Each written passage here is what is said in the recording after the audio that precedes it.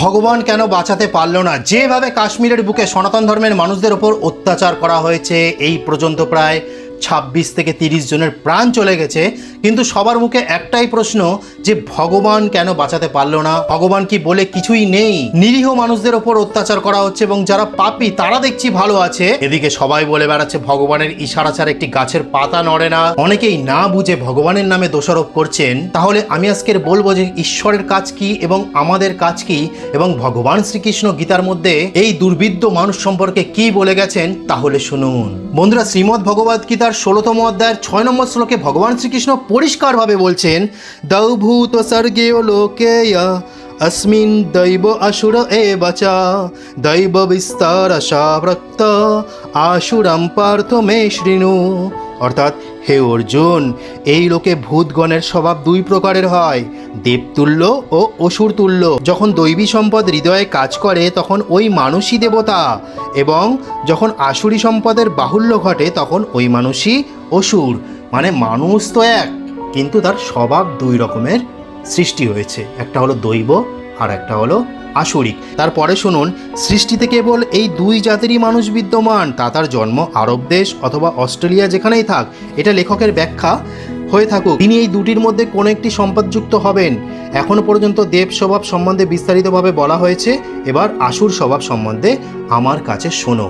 দেব শব্দ আপনারা জানেন, যারা সত্য পরায়ণ, ধর্মনিষ্ঠা, সত্য কথা বলে, কোনো পাপ কার্যের সাথে লিপ্ত না, সর্বদা ধর্মের সাথে যুক্ত থাকে, সবার ভালো চায়, প্রকৃতির ভালো চায়, দেশের মাটির ভালো চায়, তারা দেব স্বভাবের। এবার আসুরিক স্বভাব মানে যারা অত্যাচার করছে তাদের স্বভাবটা বর্ণনা করছেন ভগবান শ্রীকৃষ্ণ কিরকমভাবে 7 নম্বর শ্লোকে, হে অর্জুন, অসুর স্বভাব বিশিষ্ট ব্যক্তিগণ কার্যম কর্মে প্রবৃত্ত এবং অকর্তব্য কাজ থেকে নিবৃত্ত হতে জানে না, সেই জন্য তাদের মধ্যে শুদ্ধি থাকে না, আচরণ ও সত্য থাকে না। এই ব্যক্তিগণের বিচারধারা কিরূপ হয়? বলছে বিচারধারা কিরকম? বলছে আসুরি প্রকৃতির ব্যক্তিগণ বলে এই জগৎ আশ্রয় রহিত মিথ্যা ও ঈশ্বর ব্যতি রেখে স্ত্রী পুরুষের সংযোগেই উৎপন্ন হয়েছে, সেই জন্য ভোগ উপভোগ করা ভিন্ন আর কি আছে। এই মিথ্যা দৃষ্টিকোণ আশ্রয় করে যাদের স্বভাব নষ্ট হয়েছে সেই অল্পবুদ্ধি অনিষ্টকারী কুরকর্মা ব্যক্তিগণ জগতের বিনাশের জন্য জন্মগ্রহণ করে।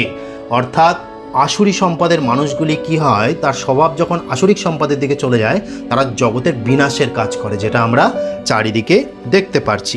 এই গেল গীতার বিধান, যেখানে ভগবান শ্রীকৃষ্ণ পরিষ্কার বলে দিলেন যে সবাই ভালো হয় না, মানুষের স্বভাব দুই প্রকারে হয়, যারা অসুর তারা এরকম খারাপ কাজ করে বেড়ায়, এবং যারা দৈব মানুষ তারা ভালো কর্ম করে। এটা তো গেল মানুষের স্বভাব দুরকম বেরিয়ে আসলো, যে শত্রু কারা, কি করে চিনব।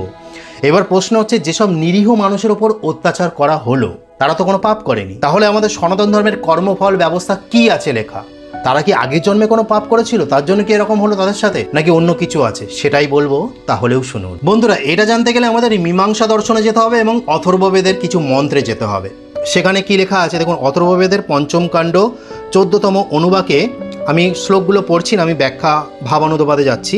দেখুন, অসৎকর্ম আমাদের হতে দূরে থাকুক, কারণ নিজ হস্তে কৃত অসৎকর্ম তার নিজ সম্মুখেই ফিরে আসে, আর সেই অসৎ কর্মই তার নিজের হরণ করে। কি বলছে বেদ?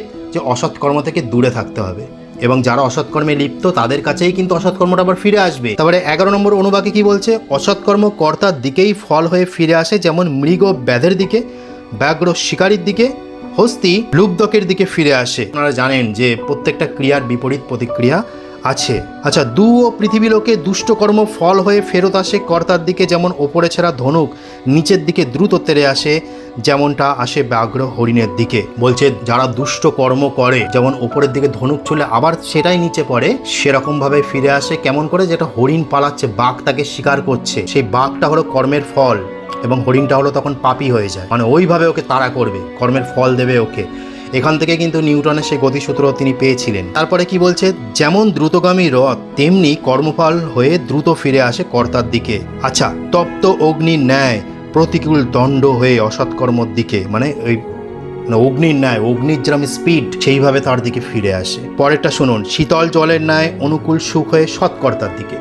মানে যার সাথে অন্যায় হয়েছে সে ভালো ছিল, যার সাথে অন্যায় হয়েছে তার দিকে ভগবান কি করছে?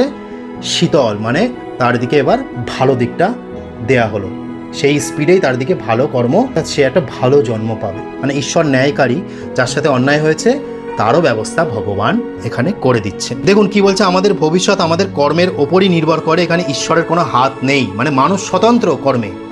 ঈশ্বর যদি আমাদের ভবিষ্যৎ নির্ধারণ করে দেয়, তাহলে কেন তিনি একজনের ভবিষ্যৎ সমৃদ্ধশালী বা সুন্দর হবে, আরেকজনের ভবিষ্যৎ কষ্টদায়ী হবে?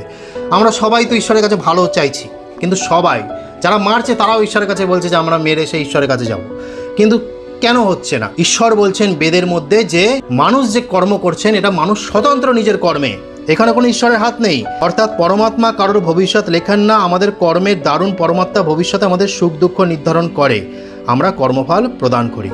মানে বলছে পরমাত্মা, মানে আমরা যেটা করছি সেটার ভবিষ্যৎ ভগবান লেখেন না, এটা যে কর্মটা আপনি করবেন তা সেই অনুযায়ী আপনার সুখ দুঃখ তৈরি হবে। তারপরে দেখুন, এটা সবচেয়ে ইম্পর্টেন্ট, মহর্ষি জৈমিনী তার বিখ্যাত দর্শনগ্রন্থ মীমাংসা দর্শনে বলছেন যে জীবের ফল পূর্বকর্ম অনুসারে প্রাপ্ত হয়। যেটা আমি বললাম যে তারা কি আগের জন্মে কোনো পাপ করেছিল যাদের উপর এত অত্যাচার হচ্ছে? মুর্শিদাবাদে চারিদিকে দেখছি আমরা, কাশ্মীরে, সেখানে কি বলছে? জীবের ফল পূর্বকর্ম অনুসারে প্রাপ্ত হয়, মানে পূর্বের কর্ম অনুসারে প্রাপ্ত হচ্ছে, কিন্তু জীব কর্ম করায় স্বতন্ত্র হয়ে থাকে। মানে জীব যে কর্ম করছে ওটা ঈশ্বর করাচ্ছে না, ওটা জীবই করছে সেই কর্ম। এইবার আপনারা ভালো করে বুঝুন, এটা কিন্তু অনেক জটিল বিষয়, ভালো করে বুঝুন।